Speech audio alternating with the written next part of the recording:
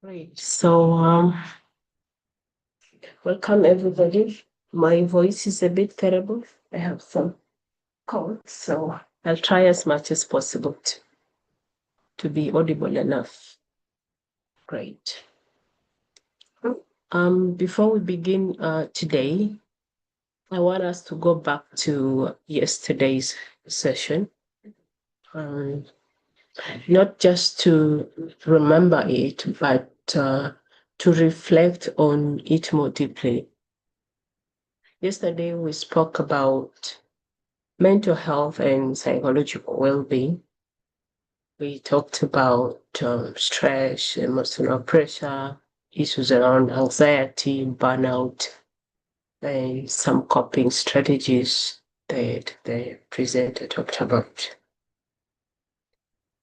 And the most important part from yesterday is the fact that we acknowledged something most people don't say out loudly. That it is possible to be functioning and still not be okay. It is possible to be present but mentally absent. To be productive but internally exhausted. And to be surrounded by people but emotionally overwhelmed. And that is the reality many people are living in today. Now, here are some questions that I would like you to keep in mind. Why are people who are trying their best still feel drained sometimes? Why are people who are responsible still feel overwhelmed sometimes? And why are people who are capable still struggling to sustain themselves? One of the biggest reasons is this, because they are constantly giving without limits.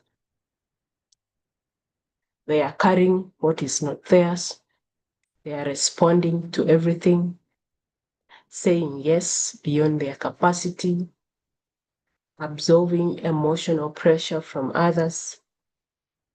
And over time, this creates the internal strain that they are going through. So today's topic is not separate from yesterday's. It's more like a continuation from yesterday's session. Yesterday, we talked about mainly what is happening inside the mind, what is happening with our mind.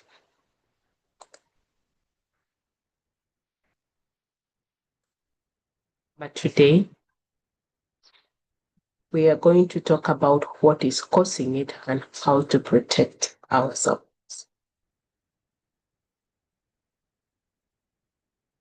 I'm going to share my screen now.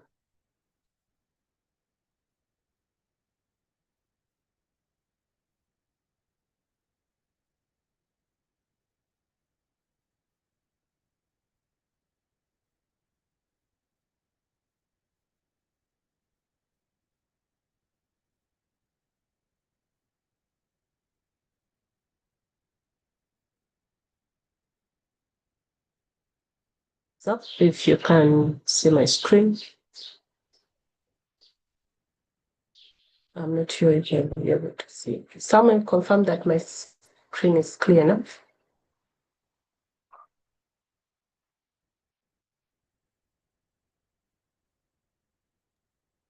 The screen is very clear. Thank you for the confirmation. Great. So I want us to begin with this statement. You cannot pour from an empty cup. I'm sure most of us have had this statement before.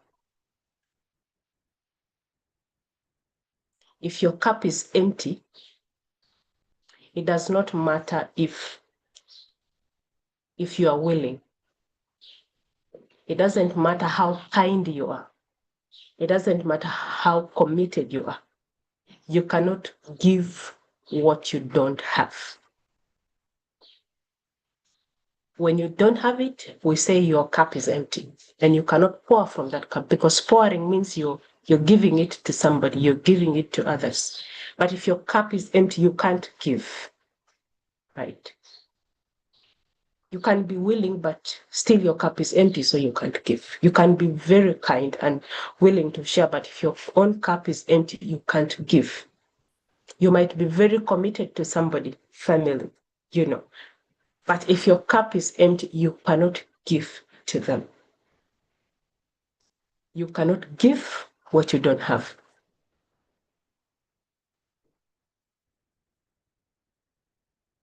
But many people are trying to live life like this, most of us, giving from emptiness,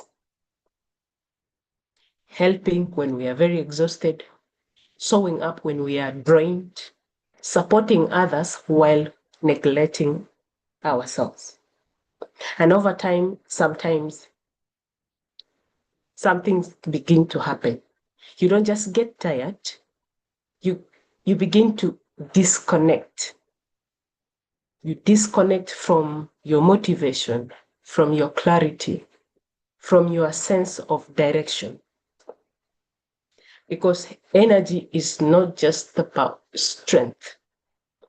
Energy is what allows you to think clearly, act effectively, and feel stable. Without it, even simple things can become very, very difficult.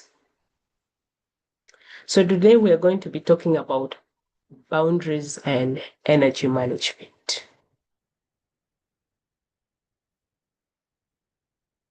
Why do we need to talk about this?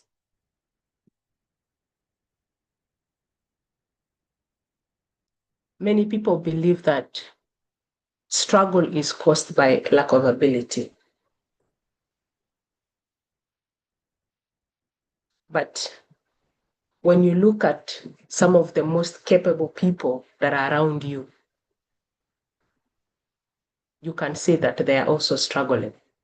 Not because they don't know what to do, but because they are carrying too much while trying to do what they have to do. So let's break that down for a bit. When you're constantly responding to demands, when you're constantly meeting expectations from everybody around you, solving problems for everybody, helping others without rest or boundaries,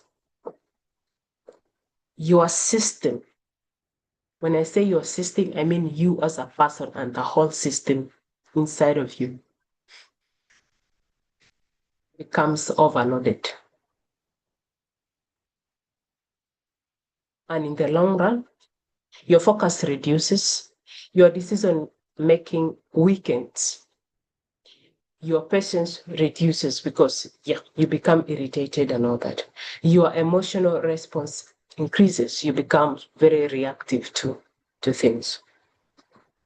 And you start feeling like you are not doing enough, you are falling behind, something is wrong with you. But the truth is that the issue is not with your ability. The issue is that your capacity is being exceeded consistently.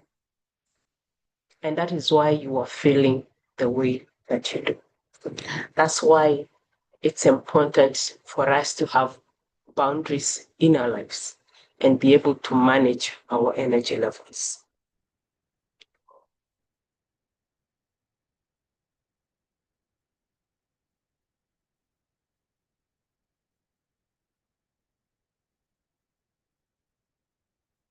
As we'll be walking away today at the end of this session, some things must stick with us.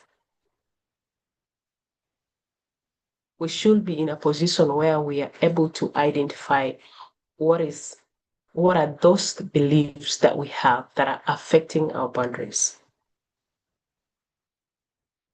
What would you say is a boundary at a personal level as well as at a professional level? You should be able to understand your triggers and how to regulate them. You should be in a position where you are distinguished between reacting and responding. You should also be in a position where you're able to conduct a personal energy audit for yourself. And then learn and apply some strategies that can be able to protect your time and energy right away. So those are some of the things that you're going to walk away with by the end of today's session.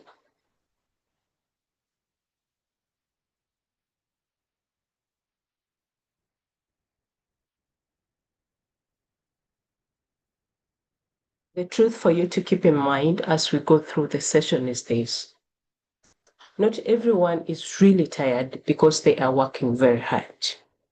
Sometimes somebody will be telling you, I'm very tired. It doesn't mean it's physical. Sometimes it's mental or emotional, right? Because when you see them, you'll be thinking about the fact that you've not even seen them engage in any physical activity. So why would they say that they are tired, right? It's not because they've been working too hard. They are tired because they don't know how to say no to things that they can't handle. They carry what is not theirs. They give access without boundaries. They confuse being available with being valuable. And that is what is exhausting them. Right? And at the end of the day, they become very tired, mentally and emotionally.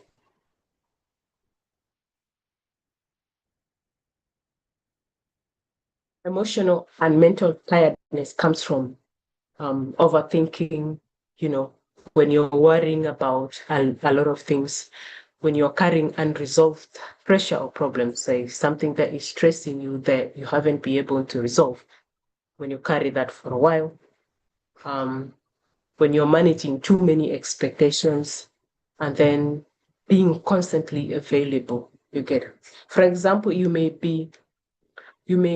not be doing the actual physical work, right? But your mind is constantly active, right?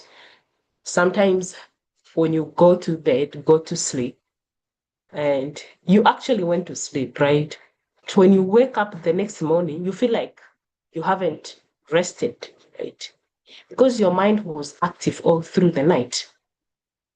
Your mind was constantly active, thinking about all the responsibilities that you have, worrying about the future, replaying conversations in your mind that probably didn't go well during the day, thinking about what tomorrow is going to be like, that is very exhausting. That's why some of us, when we go to bed, we still wake up very tired because we've actually not rested.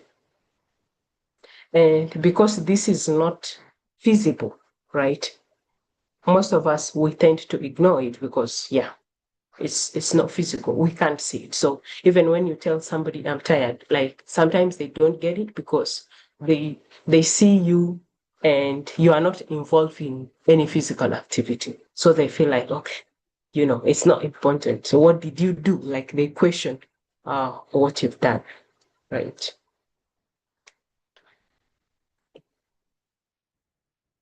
Some limiting beliefs about boundaries. So our behaviors are not random. Our behaviors are driven by what we believe is right, what we believe it is necessary, or what we believe is expected of us. For example, if you believe I must always be available to be valued, you will struggle to rest because you think that for somebody to appreciate your value, you have to be available.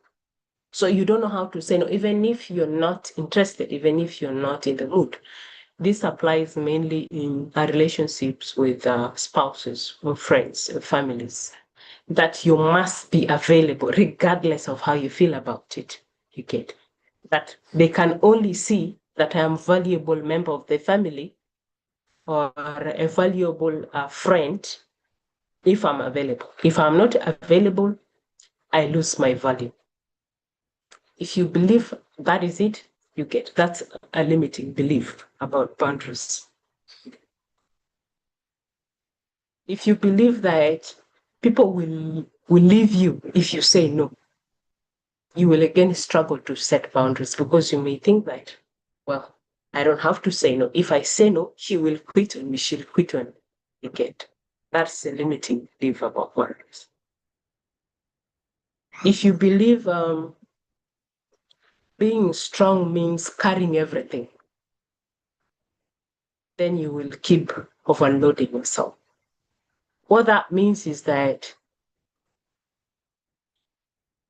you want people to see you constantly doing things, carrying everything, right? And that is the only way for them to see that you're strong. You don't want people to say that you're weak. And the only way is for you to constantly show that you're doing this, you're doing that, you're doing that, without giving yourself the time of the day to rest. You overload yourself. And that is a limiting belief about boundaries. So the moment we keep this kind of limiting beliefs, they create internal pressure on us. Remember, you're not communicating this thing to anybody. It's just in your mind, right? This is what you believe, right? So it a pressure for you to constantly perform because you must be available. You must be doing everything. You must constantly say yes to everything, including the things that you don't want. So you create that kind of internal pressure for yourself. That kind of pressure pushes you to act against your own limits. This is why some people feel trapped in relationships they don't want, in situations they don't like, in roles and jobs that they don't enjoy, that they don't like. Not because they are forced externally, because nobody's forcing you, right? There is no external factor that is forcing you in that situation. But because this is what drives you internally. This is the belief that drives you internally. What you believe about yourself determines what you allow.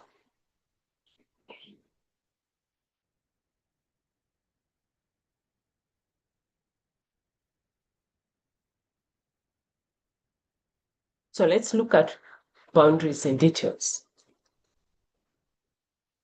When we talk about boundaries, we are not talking about the kind that has structure, the walls, the ones that we put mark stones for demarcating properties and all that. No.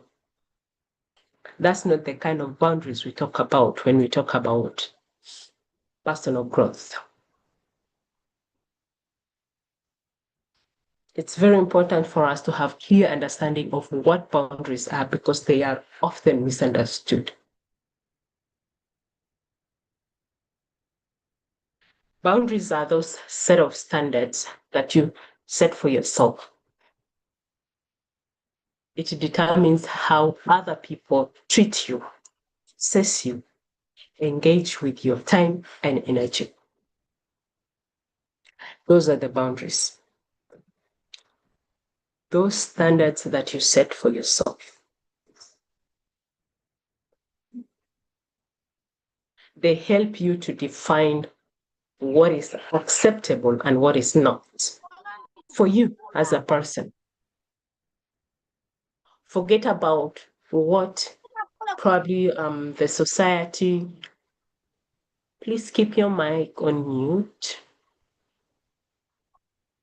Forget about the expectations or acceptable behavior that are based on ethical standards that are general, maybe in terms of our community, in terms of our professions and all that. No. At a very personal level, you are able to define what is acceptable and what is not for you as a person. What are you willing to give and what are you not willing to give at a personal level? It helps to define how people can speak to you and relate with you. It also helps you to define the limits of your time, energy, and emotional space. There was a person that I used to coach. So she was telling me that she went out to a restaurant with a friend. They were both ladies. So they sat somewhere. But a guy approached them. But the way he approached her was different. And the way he approached her other friend was also different. So she was questioning, like, okay, was I not dressed well? What was it? Did my hair not look too good? Was my makeup bad? You know, she was questioning those kind of things that were not relevant. She forgot that she didn't put boundaries on how other people can approach her. She did not set clear boundaries in terms of how people would speak to her. Sometimes when you walk on the street, you hear people making lousy comments, when you're passing, and then stand for a while and watch another person pass by and you don't hear anything. Everybody's quiet. You might have witnessed that or experienced that yourself. The difference lies in setting boundaries because you know what you can tolerate. You've set standards in terms of how people should speak to you. Yeah. It's not like you're going to be communicating it like you put a billboard and say, yeah, this is how you must talk to me, blah, blah. No. How you carry yourself, how you command yourself, how you dress, everything communicates the same thing. And you're able to set that kind of standards, and people will basically work with it. You don't even have to communicate it. They will find themselves aligned with it because they see it and it communicates in their mind like, yeah, this is the kind of person. And for me to be able to talk to this person, this is how I must approach the situation. You get. So as a person, it's very important for you to be able to understand what boundaries you must set for yourself. If you set boundaries, it helps you to protect your time and your priorities. You will not be involved in a number of activities that will be wasting your time. You are clear on your priorities. Having boundaries also helps you to maintain your emotional and mental well-being. It also helps you to build healthy and respectful relationships. Having these boundaries also helps you to stay aligned with your values and personal goals. If you don't have boundaries in your life, everything becomes your responsibility. Look at examples from our homes, right? Where you might be a couple of siblings and maybe your parent would ask you, can you do this thing? Maybe they say it in general, like, can any of you maybe do the dishes, right? And you see, assuming you are 3 siblings, you will realize that out of the 3, one will just say, no, I'm busy, I'm doing that. And they will never do the dishes. The other may say, I can, but later after I'm done with doing 1, 2, 3. And you are just silent. You get me? So that will only mean that at the end of the day, you will be the one to do the dishes because, you've not set any boundaries. So everybody will be pushing you around, right? But if you have boundaries, you're able to say, okay, I can do this after this time, or I'm busy here, I can't help, maybe so and so can help. Those are the kind of boundaries that we're talking about. When we talk about boundaries, we are not saying we should go about controlling other people. No. We don't want to control anybody. But we basically want to be in a position where we are taking responsibility for ourselves. We know when to say no, right? You should ask yourself questions like, what is my responsibility? What is not my responsibility? What is my capacity? And what exceeds my capacity? So that you are not going to do anything that is over and above your capacity. And you're not going to be responsible for something that is not your responsibility. You get? You are basically stating what is your responsibility and what is not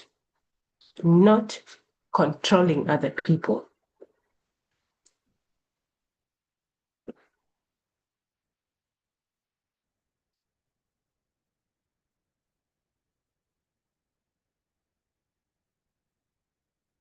Many people struggle with boundaries.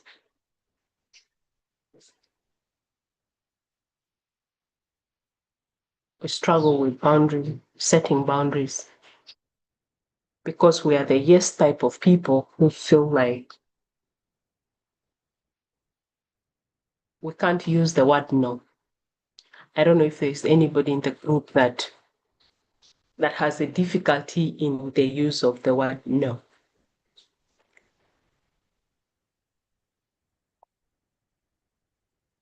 Because many people think the difficulty is in the word no, but the real difficulty is emotional.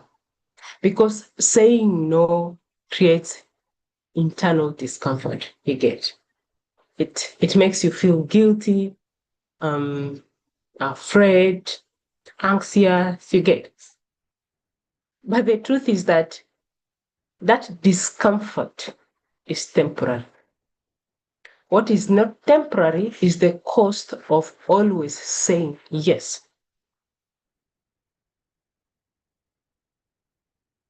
If you keep saying yes, everything that exceeds your capacity, you will pay the price.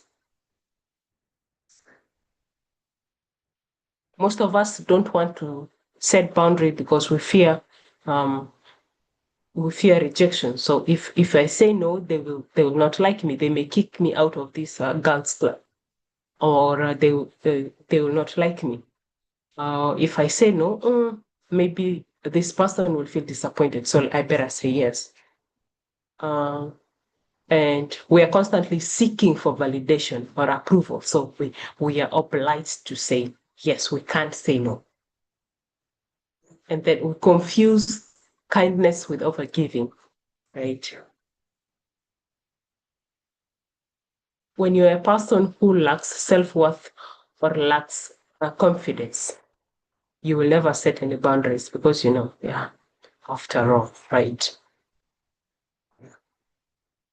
Sometimes the society that we are groomed in have led us to believe through the social conditioning that we must always say yes to everything that we've been taught. Again, if you're someone who has difficulty in expressing their personal needs clearly, if you can't say what you want, you will have difficulty in setting boundaries. And when you don't set these boundaries, you will overcommit, commit to things that eventually you may not be able to actually fulfill. You become emotionally exhausted, you become resentful, and then end up feeling overwhelmed with everything. I mentioned earlier that if you keep saying yes to things that exceed your capacity, you will pay. You will pay the cost of being a yes person. You will pay with your energy. You will pay with your time. You will pay with your focus.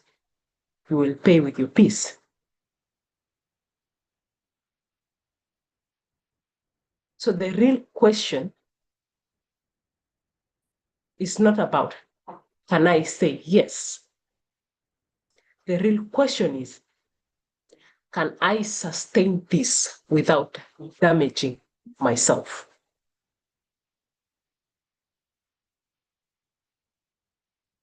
Remember, the more you do the yes, you'll end up overcommitting, being emotionally exhausted, feeling overwhelmed, and end up being resentful, even towards the people that you care about.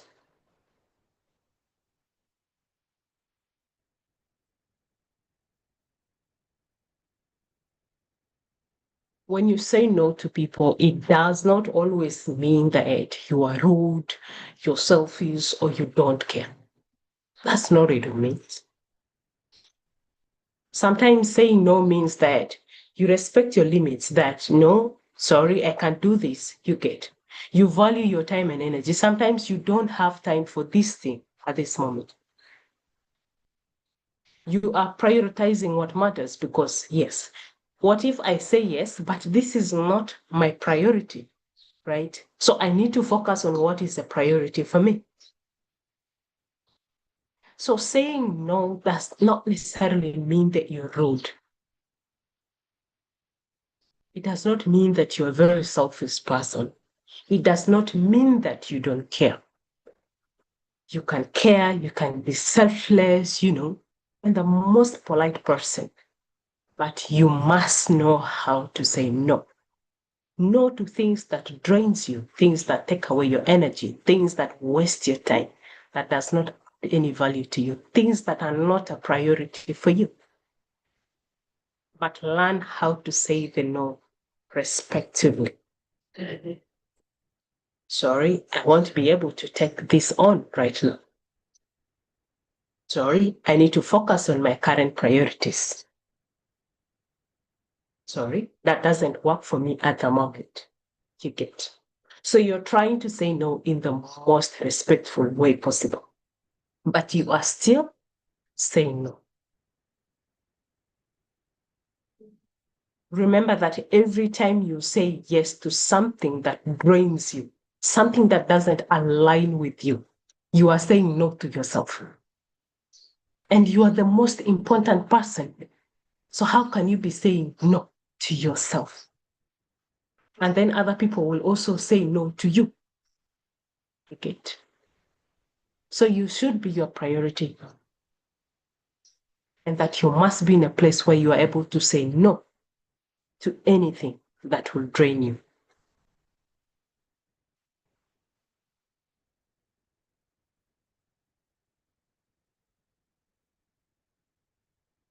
Personal versus professional boundaries. When you talk about personal boundaries, we are limiting it to us as an individual. And when we talk about professional boundaries, we are expanding this to in the spaces that we work in with employers, our work colleagues, professional networks, professional activities. That's where we extend the professional boundaries. At the personal level, we are looking at your emotional space, your time as a person, and your personal priorities, things that are important to you. We're looking at your values as a person. We're looking at your beliefs as a person. We are looking at your relationship at a personal level and the kind of privacy that comes with it. But when we talk about professional boundaries, we are extending it far beyond you. At the workplace, there should be clear roles and responsibilities so that you're not doing everybody's job, but you're doing the job for which you should actually get compensated. talking about respectful communication at the workplace, where you are ensuring that people communicate to you respectfully and you also communicate back respectfully. There are clear working hours because that is boundary for the organization, that you must come in at this time and leave the organization at this time. There is manageable workload and expectation, which are clearly based on your core competencies. If we don't have boundaries at our personal and professional life, we become overwhelmed by everything that is going on. At the workplace, you realize that relationships become very unhealthy. You see people starting to fight, colleagues fighting. Some people end up losing their jobs and all that. And then there will be an increased level of stress and burnout because, there are no clear roles and responsibility. You don't know where your role starts and ends. So definitely you become more stressed and burnout.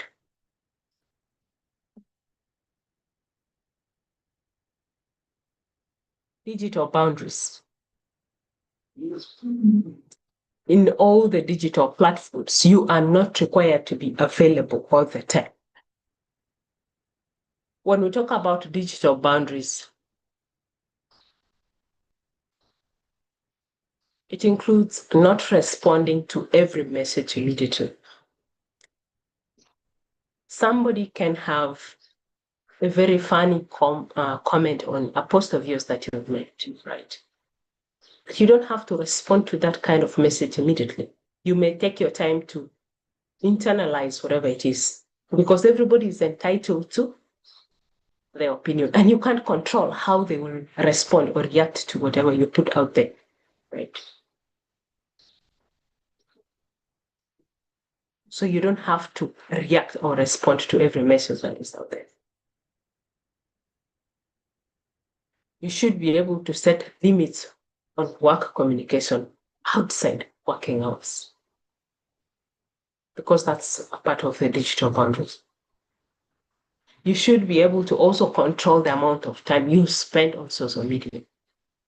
For those of us who don't earn from social media, you have to define how much of your time you spend on social media, because if you're basically using it for entertainment, you're basically wasting your time. So you have to be in a position where you can control how much time you spend on social media. There is a lot of information through social media. Some are very stressful, dramatic, you get. So you should be able to protect yourself from this kind of information, because if you feed yourself all this kind of stressful situation, it can affect you mentally in the long run. So while we are on these digital platforms, you should be able to ask yourself questions like, does this need my attention right now?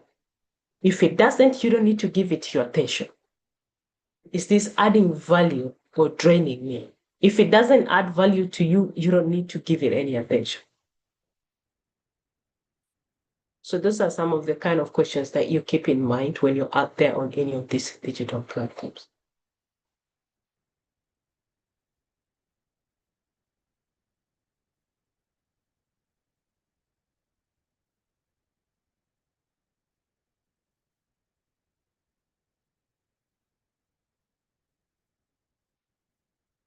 One of the key things that affect us as individuals is what we call emotional triggers and how we regulate our own emotions. In our previous session, we talked about emotional intelligence. I want to believe that we still have a clear understanding from that session. When we talk about emotional trigger, it's anything that can cause a very strong emotional reaction for you. And it varies from person to person. Something that can trigger you may not be something that can trigger me, right? So you have to be in a position where you understand what your triggers are, right? If you're somebody who get triggered easily by criticism, by rejection, feeling ignored or disrespected, pressure or deadlines, it's very important for you to understand these things so that you are aware, right? Because if you're not aware, you will end up reacting impulsively. You will end up saying things you don't mean. You end up carrying emotions longer than necessary. And the more that you're clear about your triggers, you are able to regulate your emotions. When something happens, you pause, you reflect, think about it. You're able to process the situation, process how you can best respond to the situation, not react to it. And you're able to choose the most appropriate response. But if you are not aware about your triggers, you end up reacting emotionally. Like we always say, you cannot control every situation, but you can control how you respond to it and not how you react to it.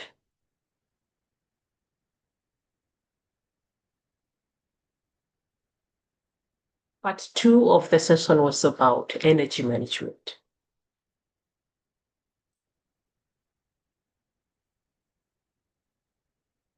In the later sessions, you will be talking about time management and productivity. But in simple terms,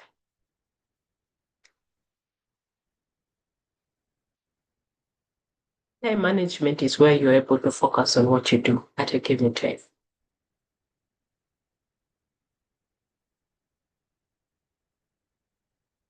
Whereas energy management focuses on how well you're able to do it.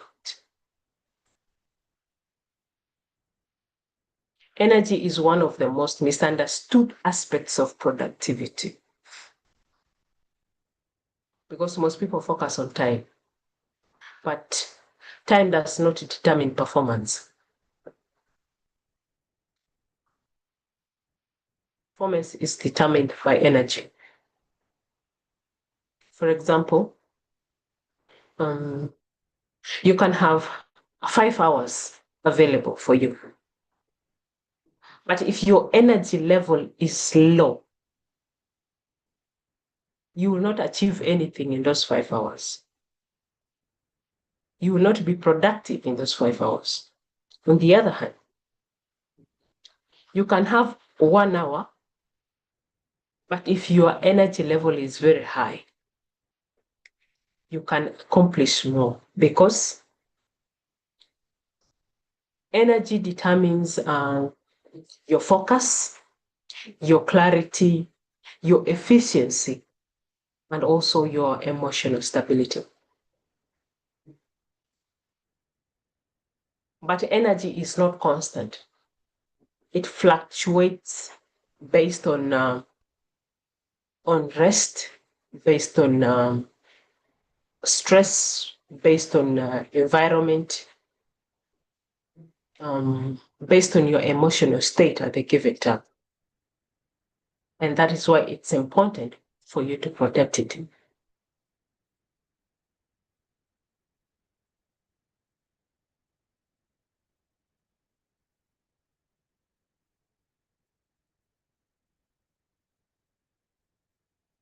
When your energy is depleted, it does not always look dramatic, right? It shows up in a number of ways. You delay tasks, you feel mentally tired, you get irritated easily, we talked about that, you struggle to concentrate, you lose interest and all that. And for most people, they think I'm lazy, I'm not disciplined. But the reality is that you are basically depleted. You are not lazy. or you are not disciplined enough, you are basically depleted. Your energy level is very, very low. So at a personal level, you should be able to do an energy audit. This will help you to understand where your energy is going. When you're doing this audit, reflect on these key questions. What activities give you energy? There are things that you do that energizes you. What are those? What activities drain you? There are things that you do that takes away everything from you. Even the spirit is almost going off, right? So what drains you? That's something that you should define. There are people who energizes you. Define them. Identify them. Even when you're feeling so low, the moment they're present, you have a very high energy level. So you should be able to identify that category of people. In the same way, there are those who exhaust you. Just seeing them makes you very tired. You feel like, oh, I'm done here, let me go. You should be able to identify those categories of people. Identify habits that gives you fulfillment. And also those that depletes you. When you're doing this, you should be able to pay attention to patterns. When do you feel most productive? When do you feel most tired or overwhelmed?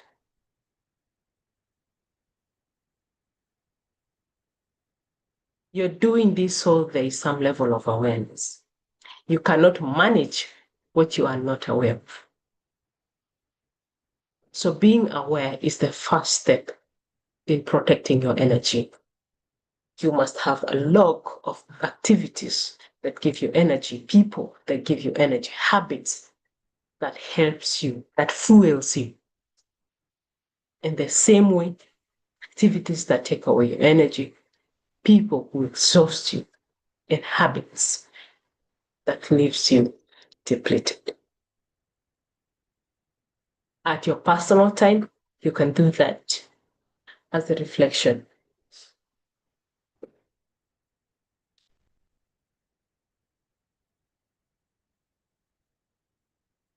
How would you know that you are not managing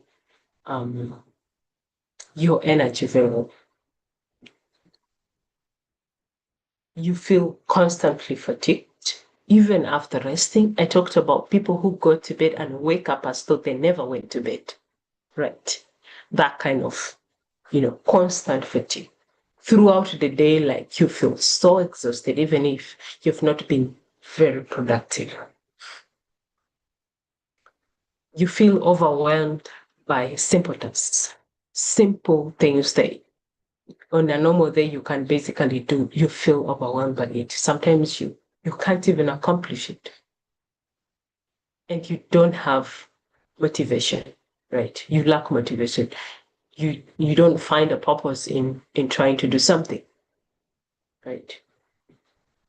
And you become emotionally reactive. You are easily irritated. You find it difficult to concentrate. Sometimes you will touch one here, two there, three there. You touch a lot of things, but you are not concentrating. You are not producing any output at the end of the day. You may also lose interest in a number of activities. Some things that you used to enjoy doing, you lose interest in them. You don't no longer feel them. Those are some of the signs that you are not managing your energy properly. And when you are in this kind of situation, normally your productivity is very low. There's poor decision making because you are basically reactive instead of responding situations. It will also strain your relationships because you are easily irritated, right? And it can overly lead to a burnout in the long run.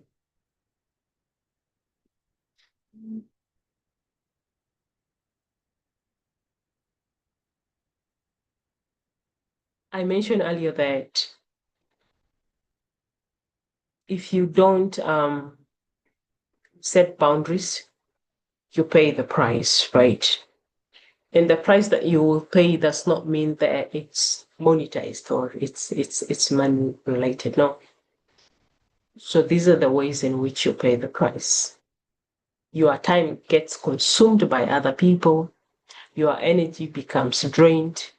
Your priorities are neglected. Nobody pays attention to it. Your mental health is affected. Your growth becomes limited, right? If you fail to set boundaries properly for yourself, slowly by slowly, you begin to carry the burden for not having that boundary. You may even end up feeling very disconnected from your own life because you fail to set boundaries for yourself.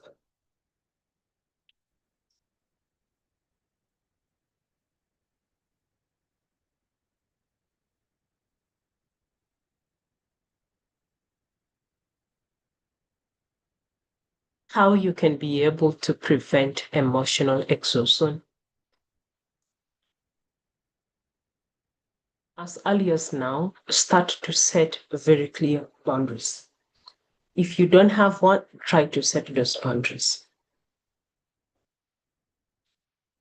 Learn how to say no. Start with small things, right? But remember, we said we say no respectfully. So start to say no. Take intentional breaks and rest.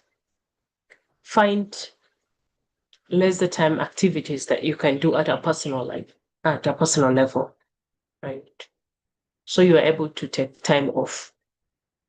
Could be from work or your daily routine, including schoolwork and all that. Don't overcommit yourself.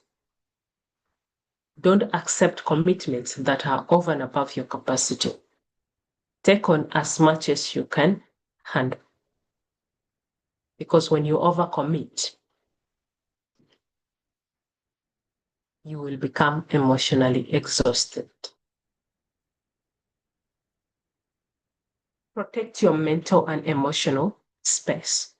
Don't allow in anything that disorganizes the space that you've set yourself.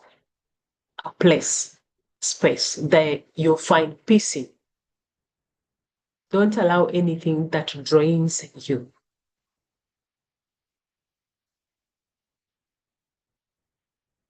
When you're working, prioritize activities that restore your energy. When we talked about the energy audit, we talked about identifying activities that when you do fuels you, fulfills you. So those are the kind of activities that you can prioritize working because they'll be able to restore your energy. And as always, seek support when needed. Support from the category of people that you've identified as people who can energize you.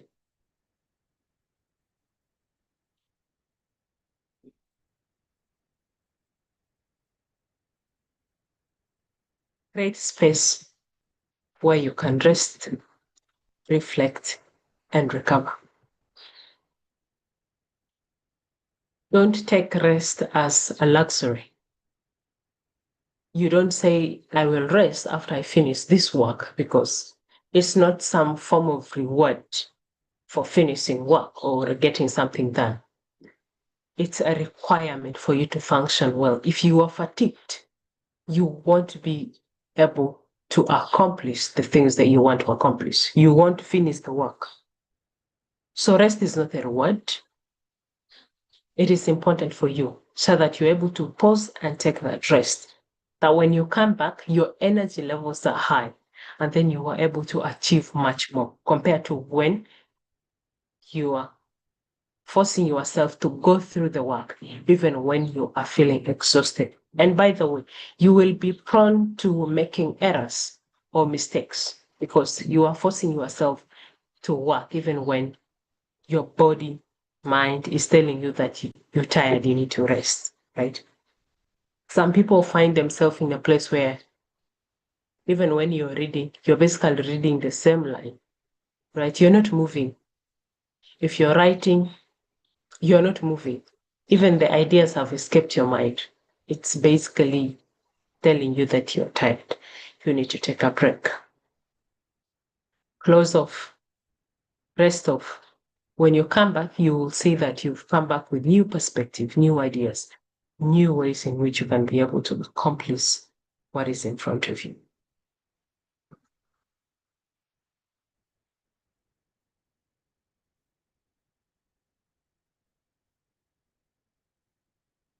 Work-life alignment.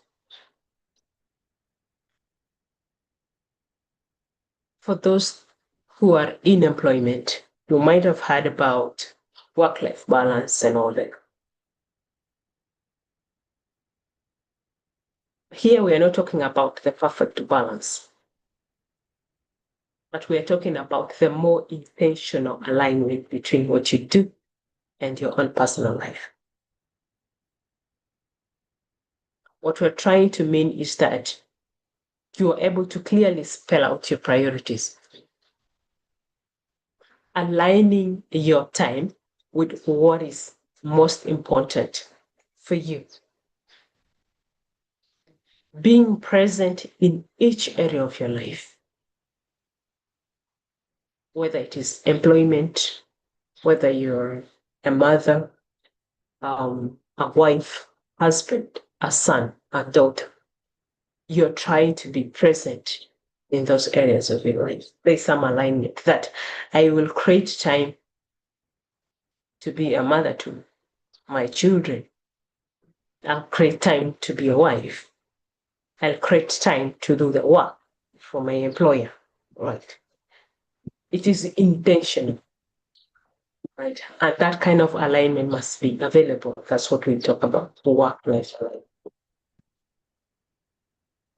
You are able to make intentional decisions that support your well-being.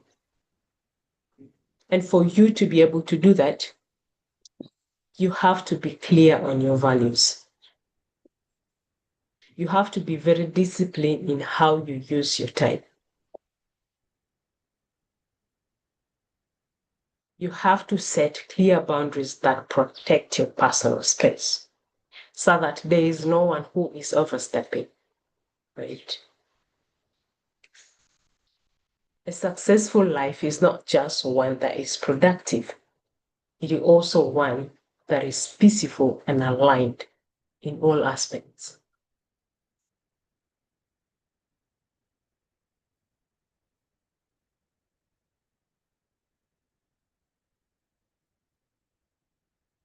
We talked about the fact that when you are emotionally drained, you become reactive.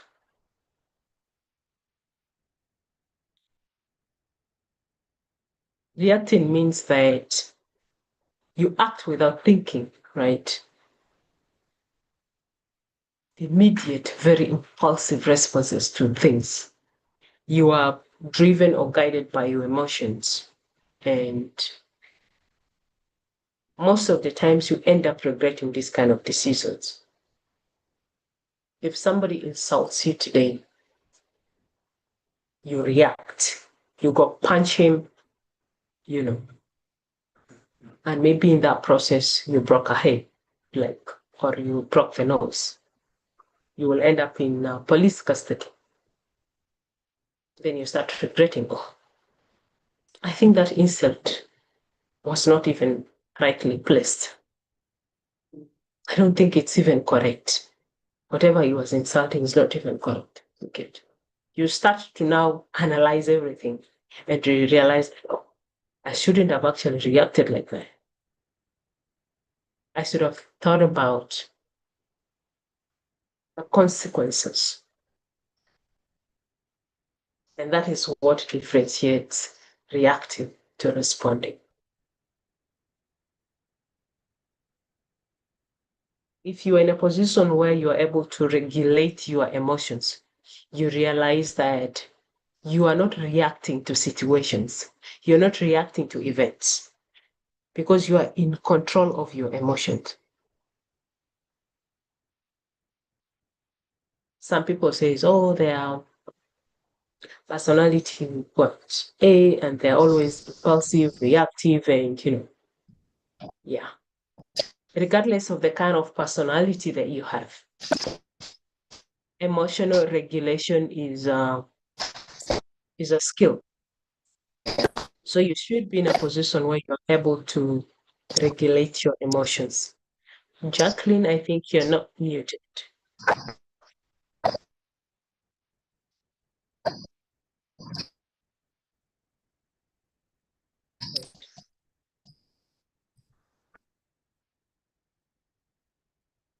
So if you're not able to regulate your emotions, you are constantly going to be reacting to situations. On the other hand, there is the responding. Can you mute Miss Joanne Jacqueline? Samuel?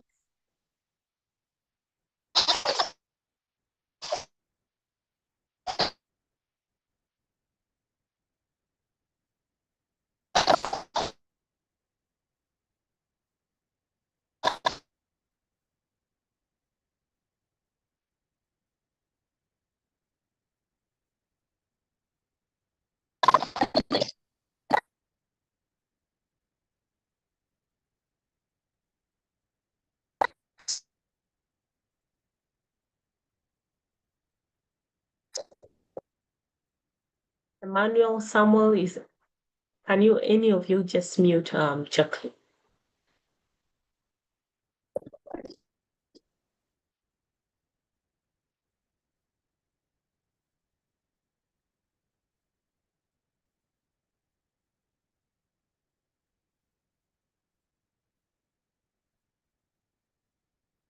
Okay.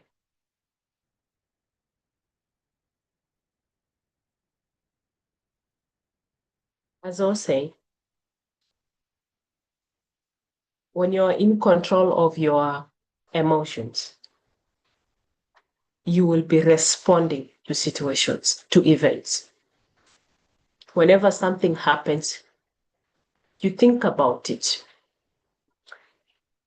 you reflect. And when you take a decision, it's an intentional one, the one where you've been able to control your emotions. You are aware of the consequences of your actions, right? When we say you think about it before you respond, thinking about it doesn't require to go like a day, a week, a month. No. Sometimes you even need just a few minutes to think about, okay, this has happened. What am I supposed to do? When I do this, what is the consequence you get?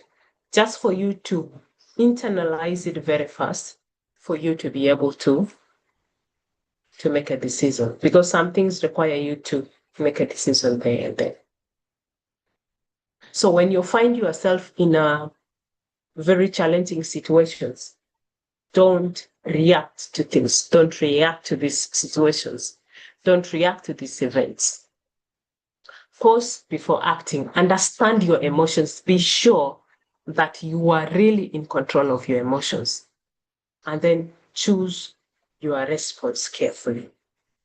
This means that you would already be thinking about the consequences of your response. That if I do this, these are the possible outcomes, right?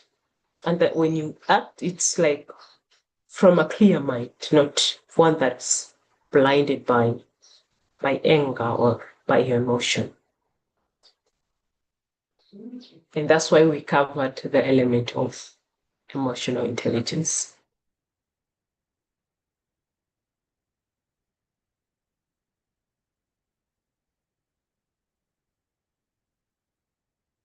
So when you're setting, when you're developing your strategy at a personal level, think about your boundaries. Your boundaries will be things that you will no longer allow or tolerate. So you can list those. So those become your boundaries, like what I will no longer allow, tolerate. So you provide those.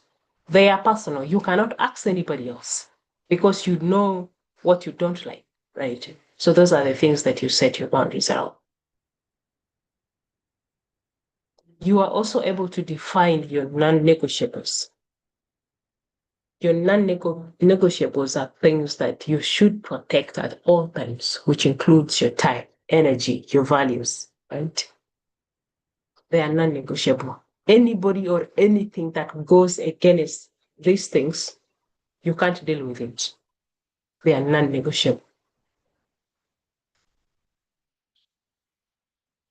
You're also able to define things that you're able to reduce because, yeah, they drain your energy.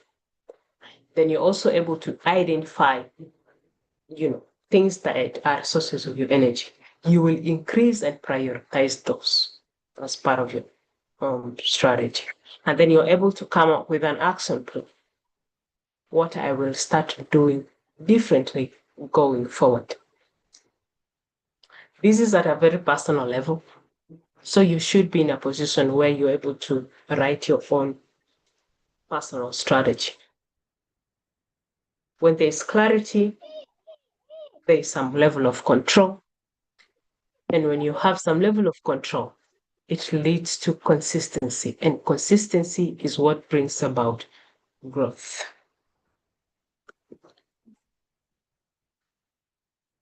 So this part is going to be your reflection exercise, or what I say, assignment, right? But we want to call it reflection. So you'll go through this, and this is what you're going to respond through your Google Docs. Think about where you are in your life. So are you overextending yourself? Right. So what are the things that you are currently tolerating that is draining you? What are some of the boundaries that you need to set immediately? Right. And what can you start saying no to? And what will you start doing differently starting today as you finish the session? So you'll reflect on that as your assignment. So key things for you to keep in mind. You are not here to be available to everyone.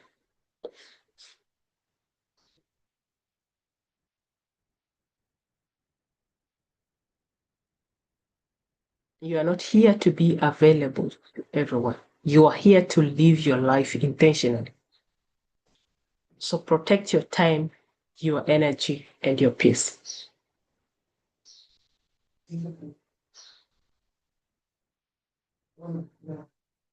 You are not here to prove your worth by how much you carry.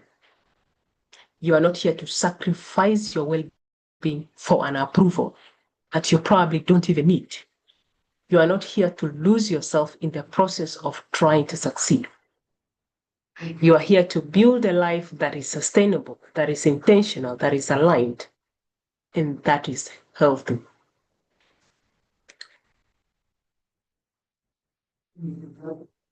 So ask yourself, what am I carrying that I need to release?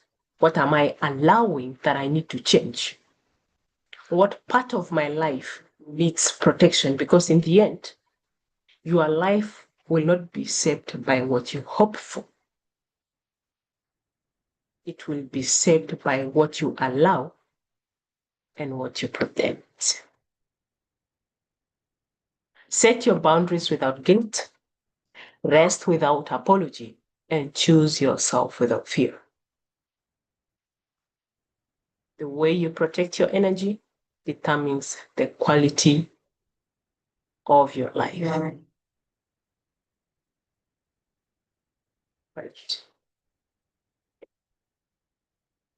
Right. So that is the end of the presentation. I'm going to stop sharing the screen now, and then we will go back to reflection activities, any questions, and then we'll be able to get back. I hope everybody had a good time and the presentation was good. If there's anything that isn't clear that you would like to clarify, please feel free. Great. Just put your hands up and you have a question to like to ask.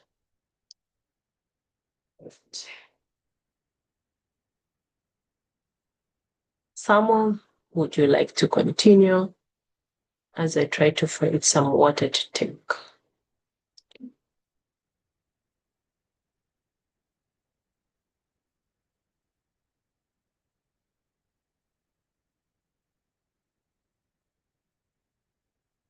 Samuel, are you there? Yes, Brenda. Yes, please. Pick up from here. I try to get some water to take as I come back for the reflection activities.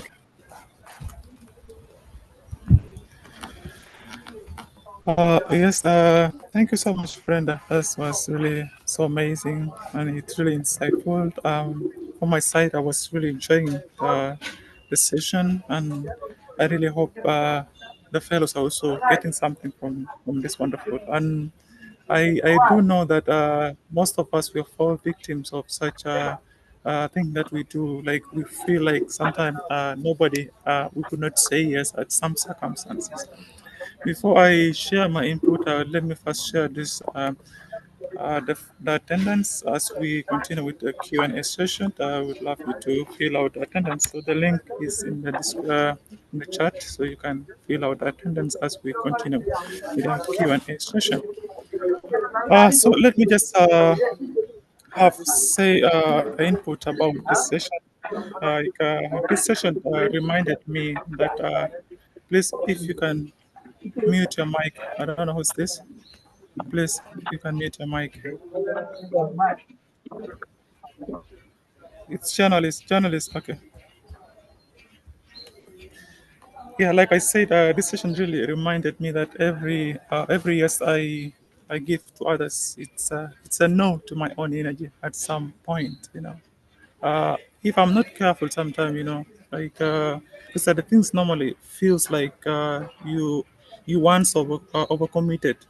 Like you committed to yourself, like trying to meet everyone's expectations, and it left this such kind of moment really left me like mentally drained and also unproductive before I get to learn about what really my boundaries, what it means like to set boundaries.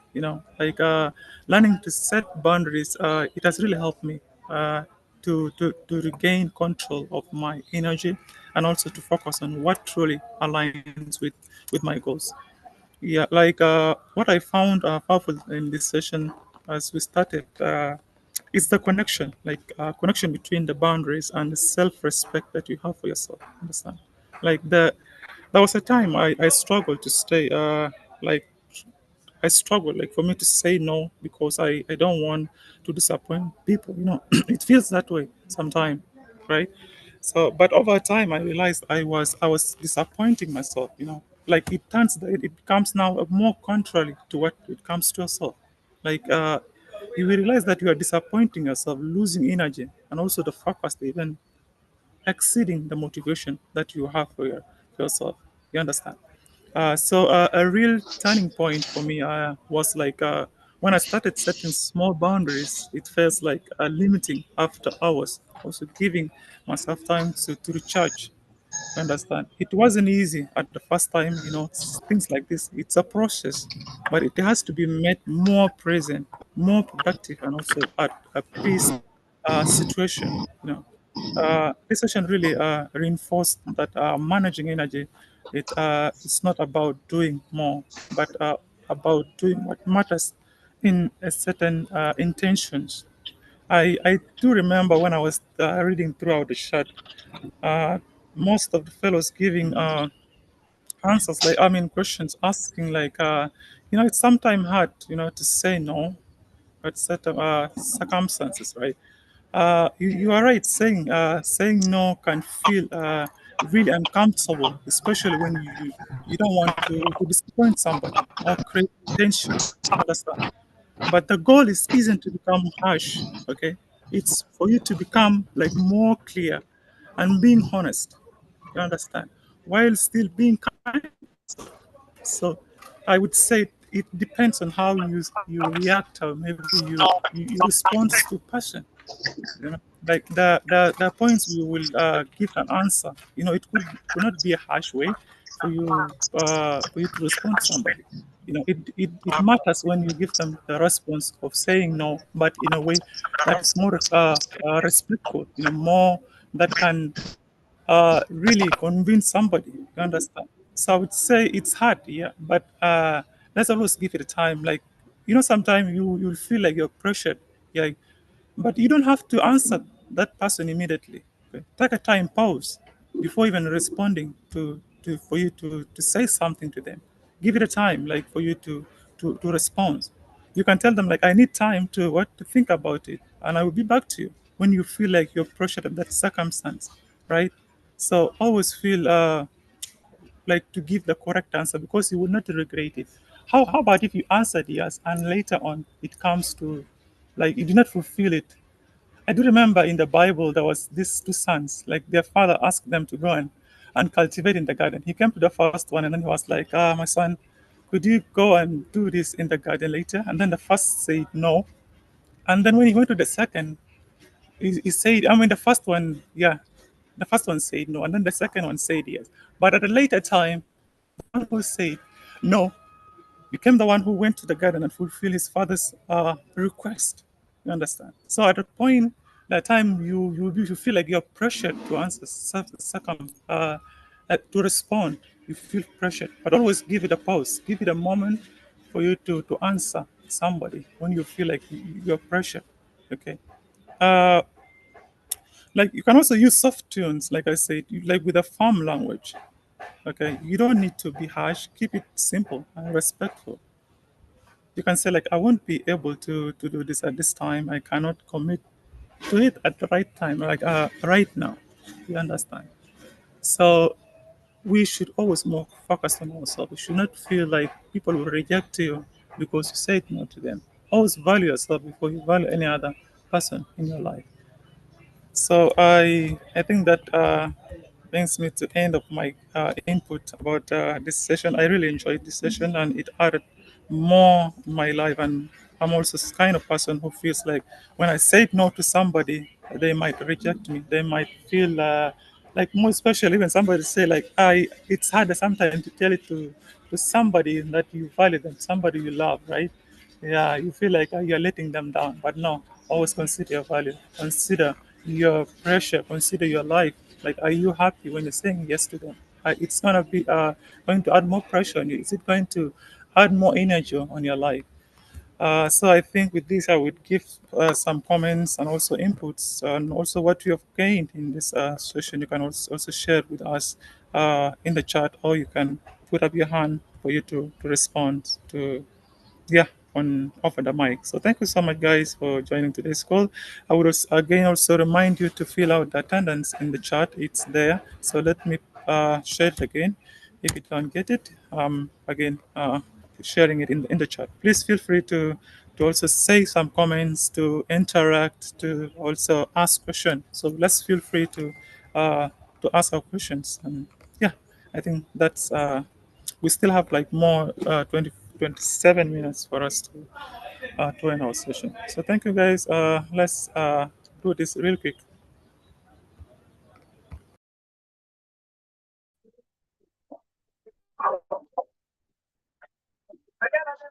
Your mic is unmuted, so you can proceed if you ask me a question or you want to comment.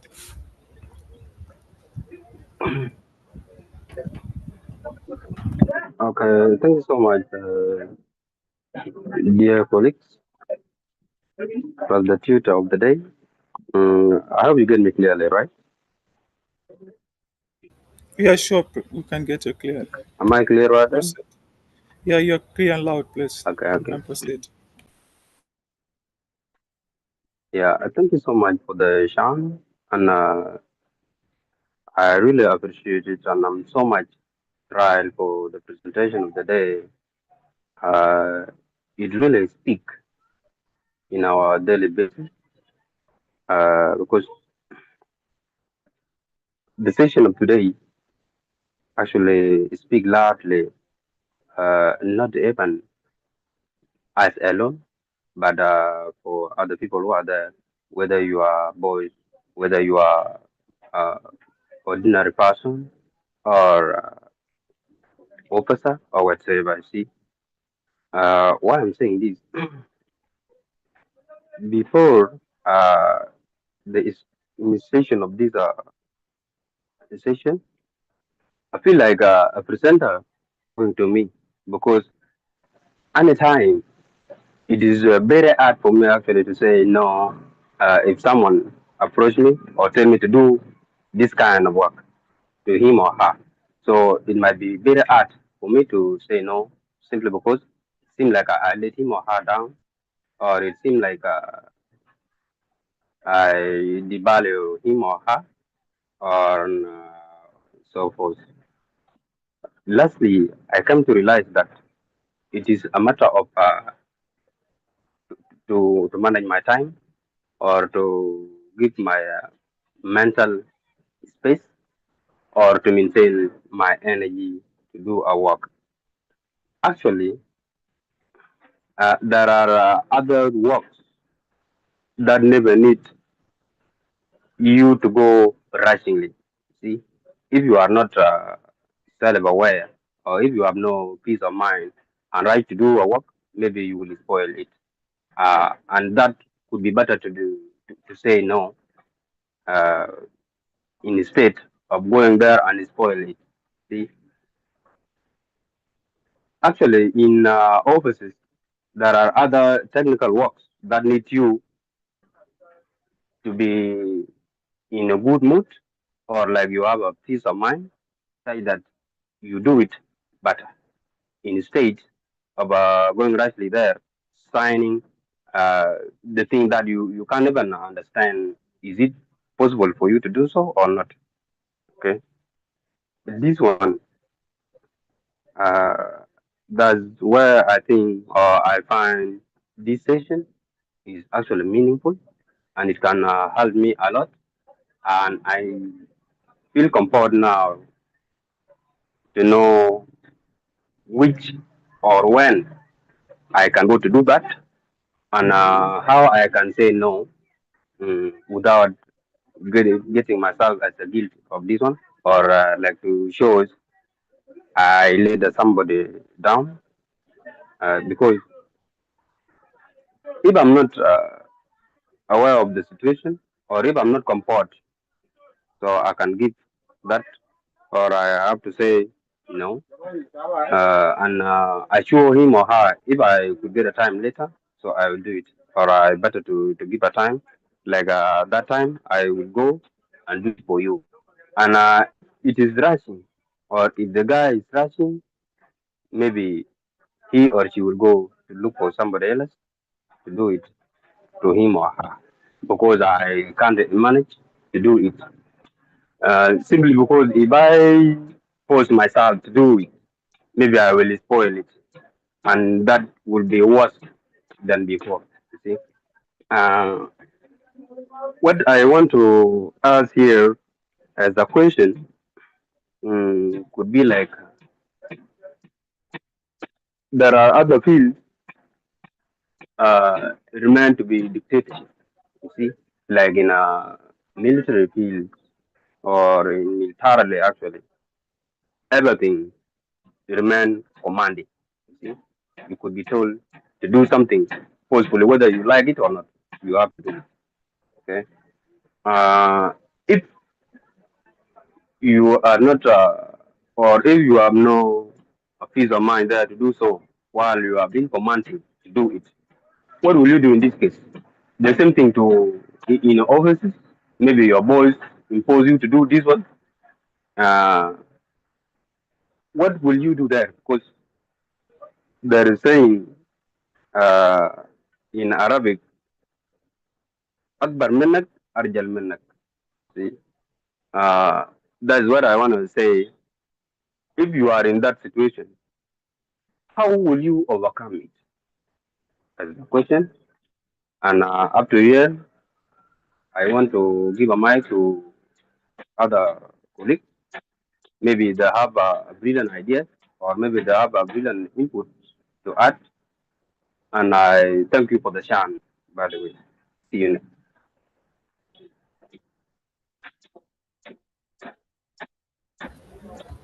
Yes, thank you so much, journalist Deng, for your comment and as well the question. It's pretty straightforward. So Brenda, if you had a question, you can straightly answer the question. As the rest, you can also send in your question in the chat, or you can put your hand emoji for me to give you the chance to answer the question or your comment. Thank you. Thank you. And unfortunately, I didn't pick the name. It's Deng Week. Right. And I didn't understand that quote in Arabic. Samuel, you can translate it.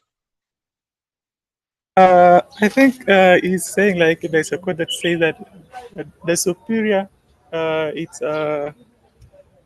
like he's the one who having power over you. Like he will always have the Over power you. over So you. you Yeah, don't have a chance to know that. yeah. You don't have a Okay. chance. Like, who is superior is always like more powerful than you. Right. Okay. So then there are environments like the military, the security forces, and even in some more structured workplaces where there is a clear chain of command. In such situations, you may not always have the option to directly say no, but this is where you need to understand something. Boundaries are not always about refusing. Sometimes they are about how you manage, communicate, and protect yourself within those structures. So first of all, understand the context. In command-based environments, there are expectations, there is authority, there are responsibilities that must be followed. So boundaries are not about disobedience.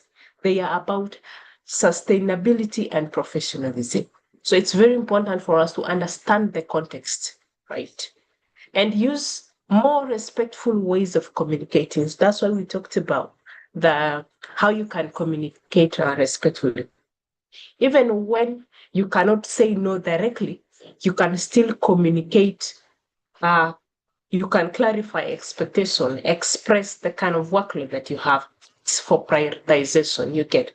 For example, I will work on this. Should I pause the other task that I'm currently handling? You get. I do that myself. For instance, I'm working on a report that is really, really important. And my boss walks up to me and like, I need you to work on this. So I just ask him. So I was working on this particular task that is really a priority. Do you need me to post this and work on this? Or do you need me to prioritize this later? You get. So there is some sort of clarity. It's not like he will force you to do this thing because you have to be in a position where you're able to evaluate the importance you get. And that's why in the more structured workplace, that's why we talked about the professional boundary. There has to be clarity in terms of roles and responsibility so that nobody's giving you the kind of work that is not yours, right? That there has to be somebody that is responsible for something. If that clarity is not there, you will end up assuming all the responsibility for yourself. You should manage your capacity, not authority. Manage your capacity, not authority. You may not control the command, But you can manage how you organize your work, how you prioritize your tasks, how you pace yourself. Boundaries here become more internal discipline structure. So it becomes something that is internal to you. And then you are able to fit everything within the structure of the command. Again, be in a position where you are able to recognize limits and signals, right? Even in more structured environments, your body will tell you that, yeah, I'm tired. Your mind will show you that, yeah, this is overload, that you need to rest. So you have to be able to recognize these kind of signals. If you ignore them, you will burn out, you will make mistakes, reduce performance, you get. And then they will tell you how you don't know how to perform. But if you had said no before and say maybe you will prioritize this maybe next week or another time, you will reduce the chances of you making mistakes on the assignment, you get. And that way nobody will call you out for poor performance. Find ways to rest whenever possible, even in any of this structured environment. Protect your mental health and your physical energy. Apply your boundaries where you can. Even if your workplace is really structured, even if you work in the military, you work in security forces, in the police, you can still have control in your areas. Your personal time, your things to do with your digital boundaries, your emotional response, how much you carry outside work, you get. The key message for you is that boundaries are not always about saying no. Sometimes they are more about working wisely within what you cannot change. Because in that structure of the military, you can't change anything. But how can you protect yourself so that people do not take advantage of you when you find yourself working in that kind of environment? Even when you are working in a military environment, you are still the one who is responsible for protecting your own capacity to function very well. I hope that answers your question. Yeah, yeah, I'm satisfied with the answer. Actually. Thank you so much for that. Thank you.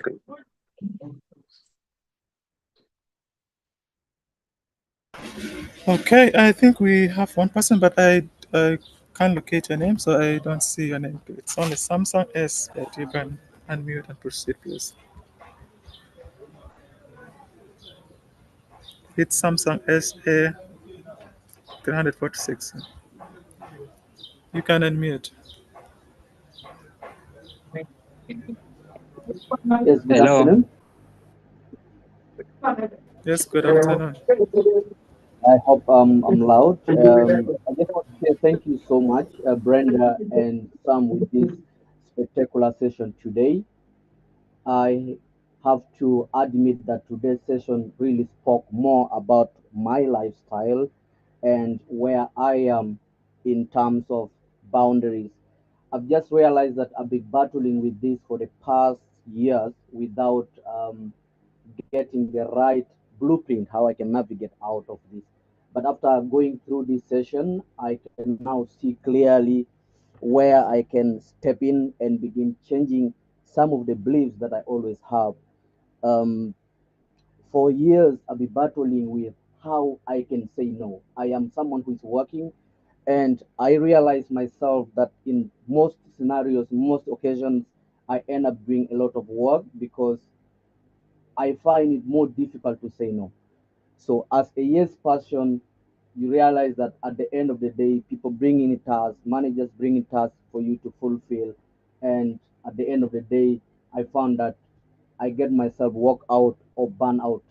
So this session today truly speak more about my situation, and I've picked a lot of things that I'm going to put into practice.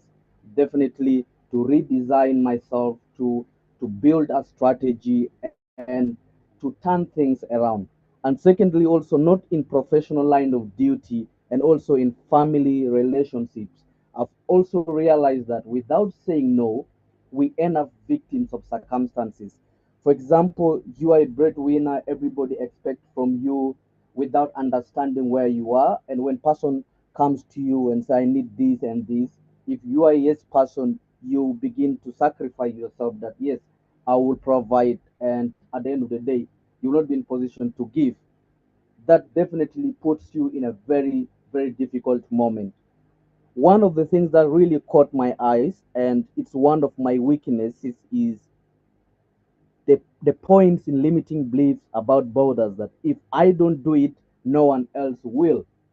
This is one of the things that always, when I'm in situation, for example, in my family, if I'm in situation, I'll begin to think that now, if I don't do this, there's no one who will do it for me.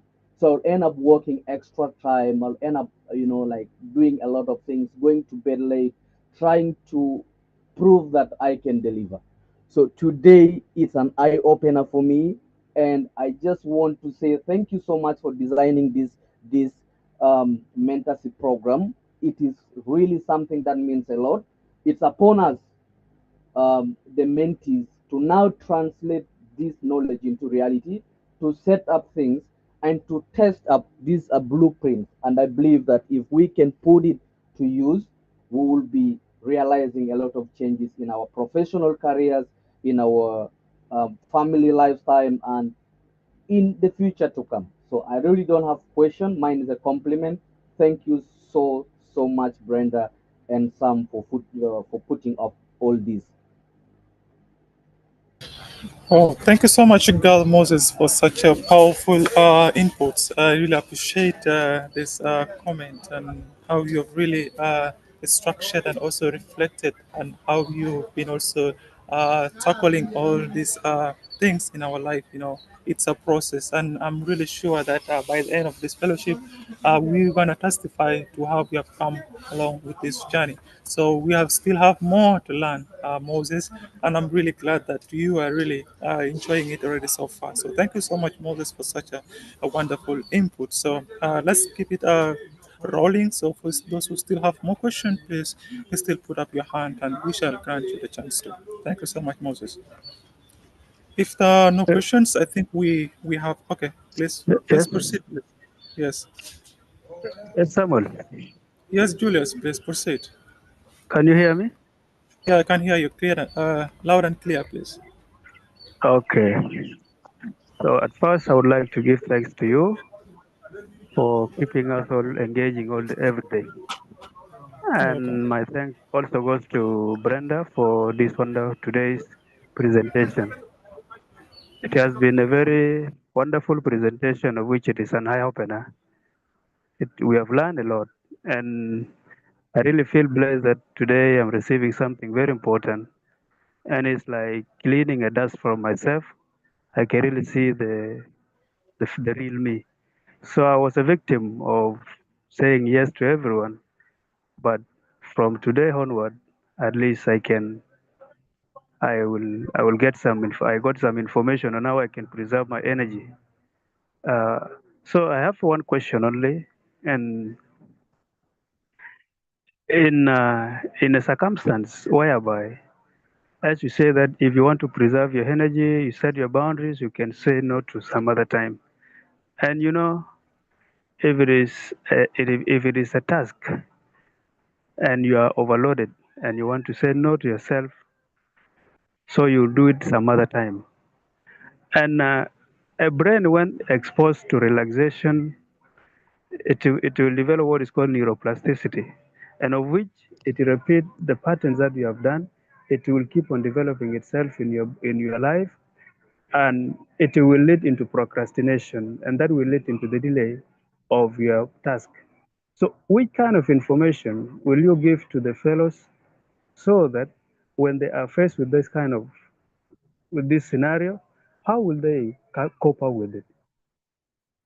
How will someone cope up with it? So, giving boundary to yourself and sometimes may lead into procrastination. So, for you to complete your task, which kind of information will you give? Would she give to the fellows to help them? I think that is my question. And thank you for today's presentation.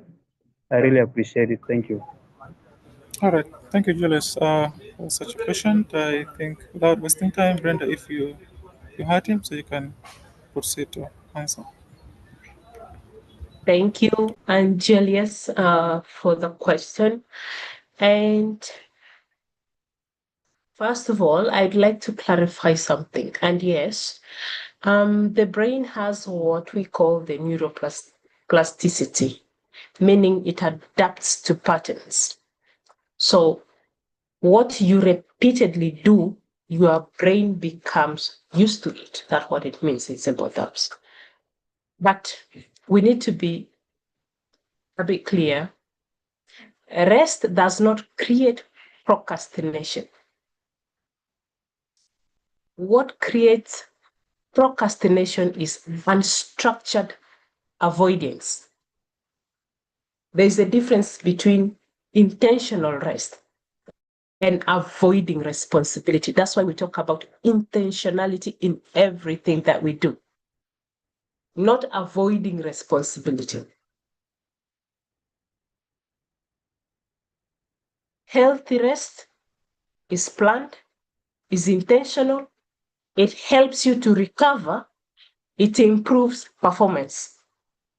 Avoidance or procrastination, on the other hand, is unplanned. It's driven by discomfort, delays important tasks, and creates a stress later. So the issue is not that you say no. The issue is, what did you do after saying no? So what actually causes procrastination is not just laziness, you get. Procrastination often comes from overwhelm, the fear of failure, the lack of clarity, mental fatigue, and perfectionism. So when someone delays a task, it is often because the task feels too heavy or unclear. So when you feel overloaded and want to delay a task, be honest and ask yourself, am I tired and need to rest? Do I have other priorities to work on right now? Or am I avoiding this because it feels too difficult for me to handle? That way you are clear about whether this is going to pass out as procrastination or it's just that you need to take a break. If it's rest, make it intentional. Set a time for you to rest. Define when you will return back. For example, I'll rest for 1 hour, then start with this immediate task. That is intentional. That is defined. You get. If it is overwhelming, break it down. You get. Instead of, I will do it later in general terms, you can do one part of the task, right? Break it down in small, manageable parts so that you're able to do this within the hour, you're able to do this later, like that, until you're able to complete everything. So this kind of breakdown will help you to reduce the overwhelm. But again, be in a position where you are able to create a structure. Don't leave things open. If you say, I will do it later, it's basically open. What do you mean by later? Later can be even next year. Look at, I will do this tomorrow by 2. I will deliver this by 12. You are already creating a structure and you are being very specific in terms of what you are saying. So don't say, I will do it later, and your later becomes a month later. Build discipline through small wins. The brain develops pattern, correct, but it develops pattern based on what you repeatedly practice. If you delay, you build avoidance. If you act, you build discipline. Saying no is not the problem. What you do after saying no is what matters. Rest, very intentional, because it will help you to recover. Avoidance continuously, yeah. That's where you will end up with procrastination. Your brain will not become weak because you rest. It becomes weak when you avoid responsibility repeatedly. I hope that is very clear and that answers your question. This was Yes, thank you. Julius. Thank you a lot. Thank you, Brenda. I'm satisfied now. Thank you. Great. Thank you. All right. I think we have a question in the chat, so we can answer that, and then maybe for those who still have more questions, we can That was Nancy. you can ask them Nancy later. had a hands up. Okay. Yes, Nancy, you can proceed. Unmute your mic. Oh, okay. Thank you, Samuel, and thank you, Ms. Brenda, for this lovely presentation. Actually, yes, indeed, this is an eye-opener. And yeah, I've really learned a lot from this. However, I'm going to speak using South Sudan as my parameter. You know, I've learned, you know, you've talked about setting boundaries and knowing when to say no, you know, and, you know, knowing, you know, like what you're supposed to do, and, you know, like just not doing everything. You just have to know, you know, what you're supposed to do and do it, and, you know, protect your mental health and this and that. So I have two scenarios that I'd like to tell you. So this actually began from childhood. As a child, I grew up in an organization where we were ruled, you know, by threats. You know, we are always forced to do things. We are forced to be people who are supposed to say yes to authority, whether it pleases you or not. You are supposed to just comply. And you know, that became like a mental, should I say, confirmation. Like we were conformed to think like that and to function like that. And I have seen this in the lives of the many people that I grew up with, that even up to now in their adulthood, they are not able to make their own decisions. They cannot stand up, let me say, to fellow peers or to the bosses. Like they have become like trash bags. Anybody can say anything to them. Anybody can delegate anything to them, and they can just, you know, they don't have any say, because that was like a mental conditioning that we had since we were young. Then recently, I was working in South Sudan. I was working in this hospitality business in a hotel, and you know, knowing that you're the only person working in your family and you are a breadwinner, so you live in fear. You get it, because you do not want to lose any opportunity, because it might jeopardize, you know, your livelihood.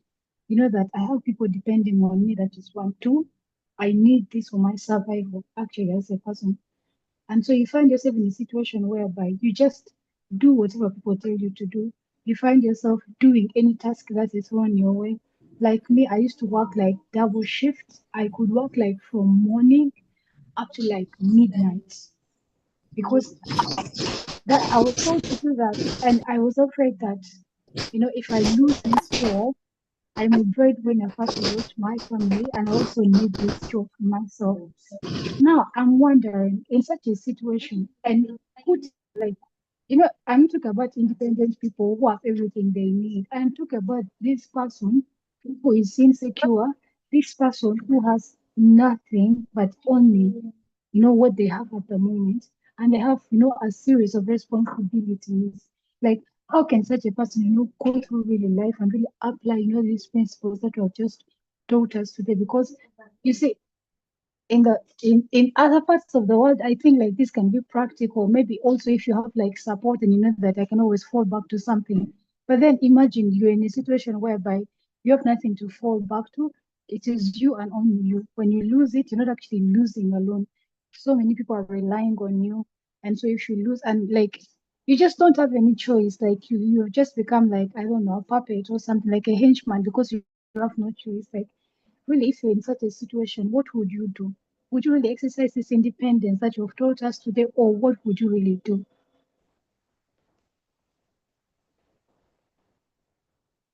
Thank you.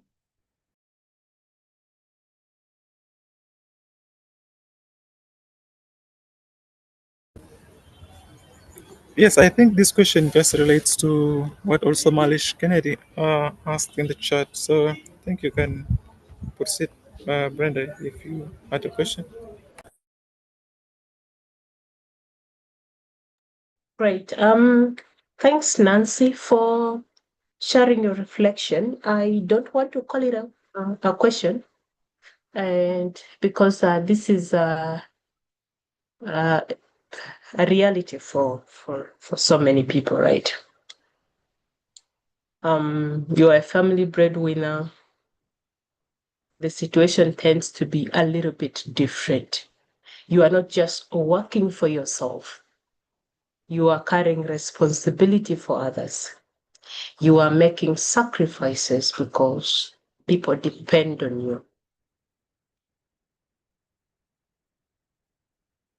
When we talked about boundaries, we didn't say you should run away from responsibilities, right?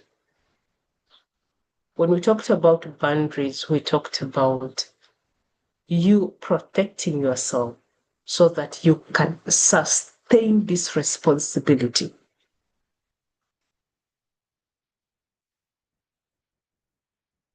The reality is this for many of us. If you don't work, things don't move. If you don't step in, others may suffer. So yes, sometimes you will take extra shifts. You can do 2-3 jobs. You can do more than your job requires you to do. You stretch yourself. That is real, and that is the situation for most people. The question you should be asking yourself is this: at what cost to you? Right. At what cost to you? Because if you keep going without the limits, you burn out, your health is affected, your performance on the job drops. And eventually, you cannot even support the people that you want to support, the people that you're working so hard for. You can't support them.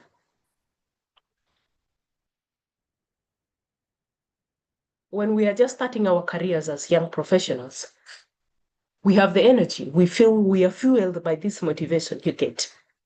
The need for the money. We're hungry. We need to get this money. First year, second year, third year, fifth year. But as you build this career, it will reach a point where all of this will lose sense. Because in this process, you have completely lost yourself. You don't actually exist. That's why you are saying you seem like a puppet, you get. Because you are actually conditioning these people.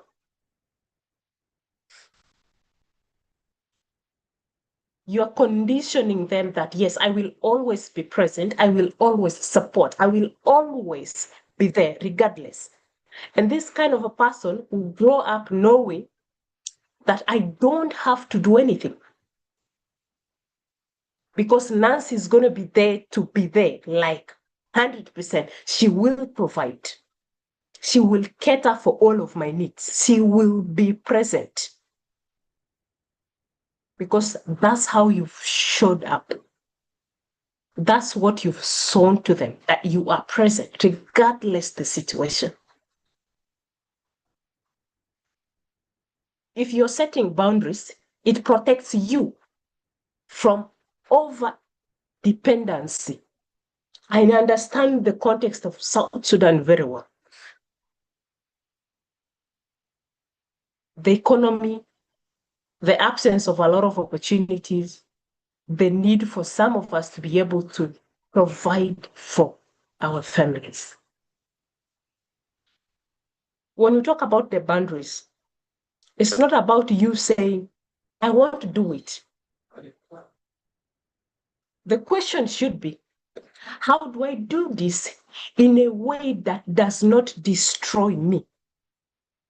Let's say you have 2 jobs. You say you do 2 shifts.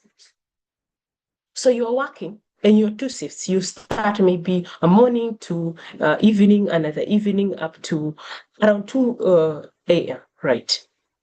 You have about less than 4 hours to rest. Let's assume you are also in school and then you have schoolwork to do, and and then you have to wake up maybe at 5 because you have to show up the next morning early.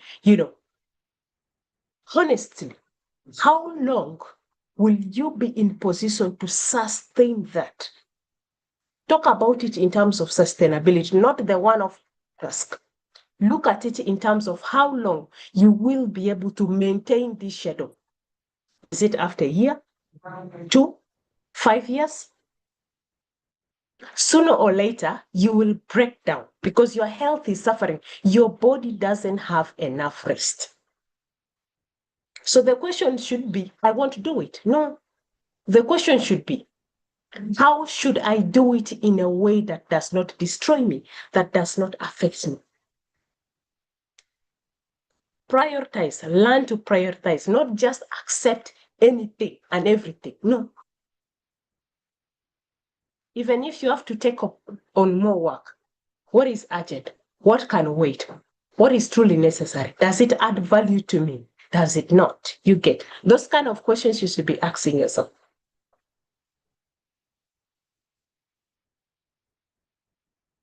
Sometimes you are not in a position where you can control the workload, right? But you can control how long you're able to stretch yourself continuously. You can control when you can take some time off to rest, how you manage your level. Even the small breaks in between matters. You can choose to take a break in between, right?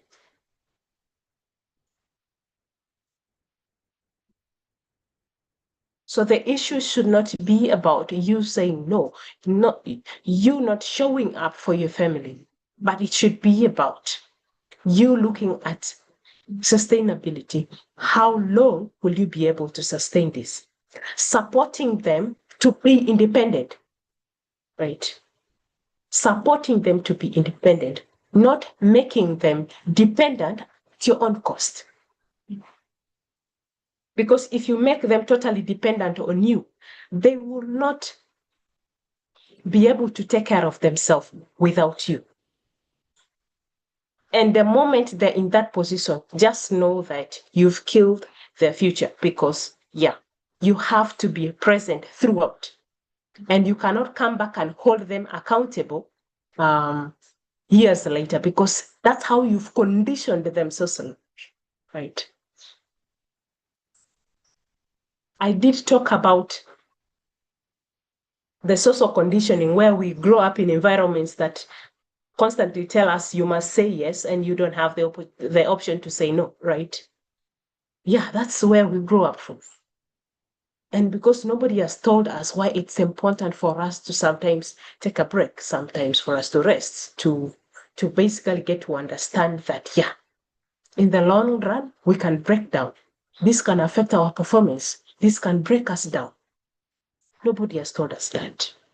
But now that you know, do you still want to be in a position where you really can't say no to simple things?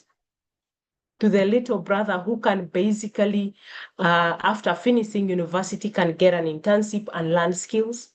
You still want to be able to provide them everything that they need? No sense of responsibility? So those are some of the things that we have to change because, yeah, we are getting to understand these things. It's not like it must apply in the US. No, it has to apply in South Sudan because, yeah, we are here.